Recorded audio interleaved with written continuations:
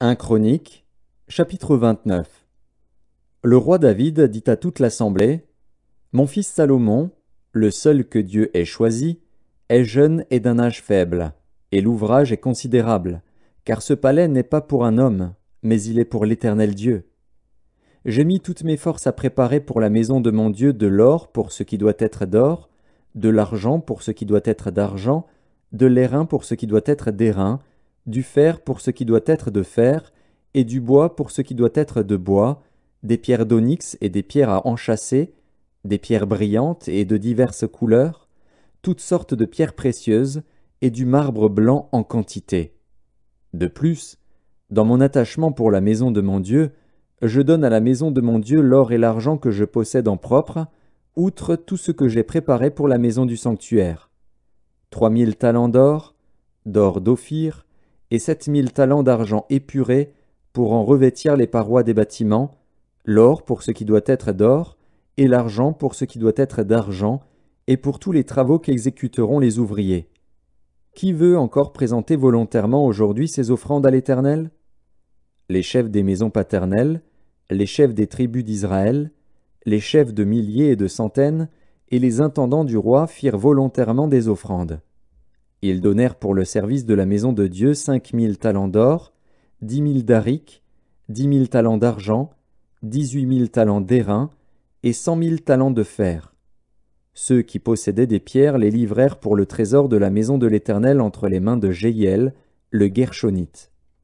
Le peuple se réjouit de leurs offrandes volontaires, car c'était avec un cœur bien disposé qu'ils les faisaient à l'Éternel. Et le roi David en eut aussi une grande joie. David bénit l'Éternel en présence de toute l'assemblée. Il dit: Béni sois-tu, d'éternité en éternité, Éternel, Dieu de notre Père Israël. À toi, Éternel, la grandeur, la force et la magnificence, l'éternité et la gloire, car tout ce qui est au ciel et sur la terre t'appartient. À toi, Éternel, le règne, car tu t'élèves souverainement au-dessus de tout. C'est de toi que viennent la richesse et la gloire. C'est toi qui domines sur tout. C'est dans ta main que sont la force et la puissance, et c'est ta main qui a le pouvoir d'agrandir et d'affermir toutes choses. Maintenant, ô notre Dieu, nous te louons, et nous célébrons ton nom glorieux. Car qui suis-je et qui est mon peuple, pour que nous puissions te faire volontairement ces offrandes? Tout vient de toi, et nous recevons de ta main ce que nous t'offrons.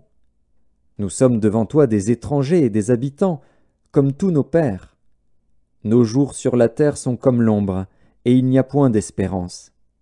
Éternel, notre Dieu, c'est de ta main que viennent toutes ces richesses que nous avons préparées pour te bâtir une maison, à toi, à ton saint nom, et c'est à toi que tout appartient. Je sais, ô mon Dieu, que tu sondes le cœur, et que tu aimes la droiture. Aussi je t'ai fait toutes ces offrandes volontaires dans la droiture de mon cœur, et j'ai vu maintenant avec joie ton peuple qui se trouve ici t'offrir volontairement ses dons.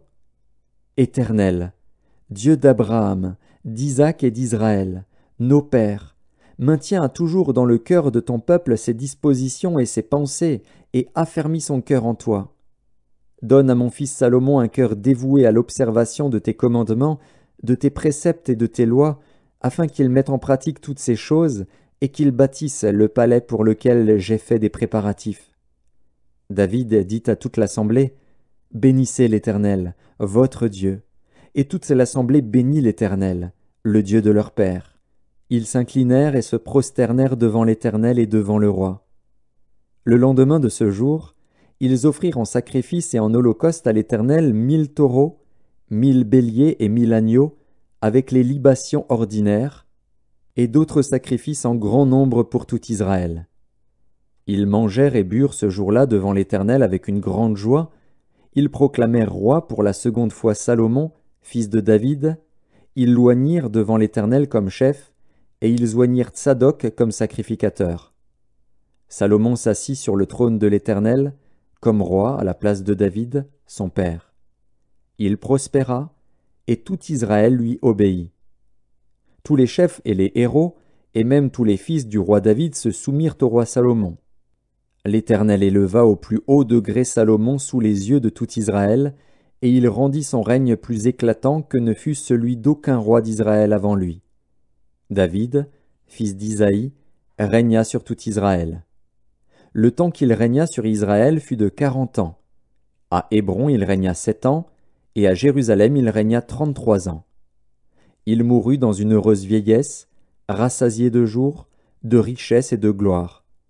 Et Salomon, son fils, régna à sa place. Les actions du roi David, les premières et les dernières, sont écrites dans le livre de Samuel le voyant, dans le livre de Nathan, le prophète, et dans le livre de Gad, le prophète, avec tout son règne et tous ses exploits, et ce qui s'est passé de son temps, soit en Israël, soit dans tous les royaumes des autres pays.